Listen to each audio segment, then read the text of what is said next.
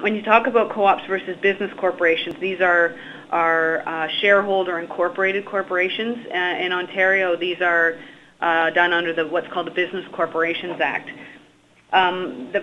There's a pretty big philosophical difference between the two, and a lot of it rests on the difference that cooperatives have in and around one member, one vote.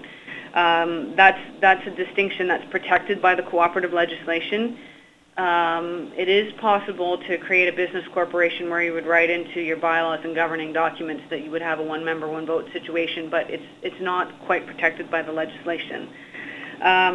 The primary function of a business corporation is to maximize return on investment for its shareholders, whereas with a cooperative, it's to meet the needs of its members, and sometimes those needs are not financial based. So that's a bit of a difference.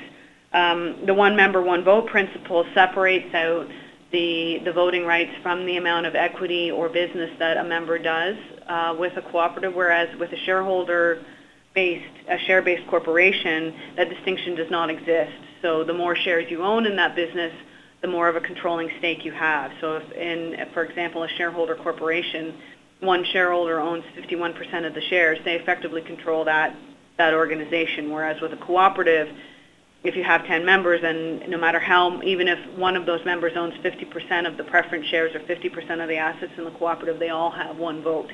So there is not one member that controls the organization.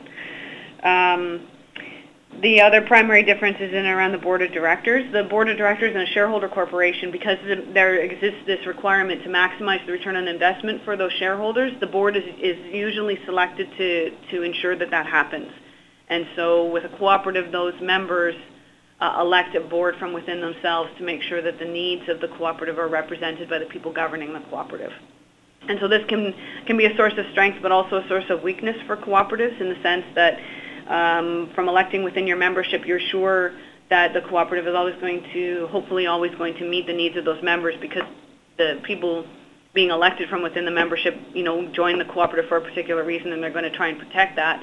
But if you need particular skills or abilities represented on your board that are not necessarily present in your membership, it can be difficult to have those skills represented on your board, because you can't have an outside person sitting on your board. You can have them advising your board, but they can't be a voting member of your board. So, for example, if you wanted someone with a strong legal background or a strong accounting background, but your membership is made up of farmers, you may not find a farmer that's also a lawyer. So it can be difficult to get some of those diverse skills represented on your board. So that can be both a source of strength and a weakness.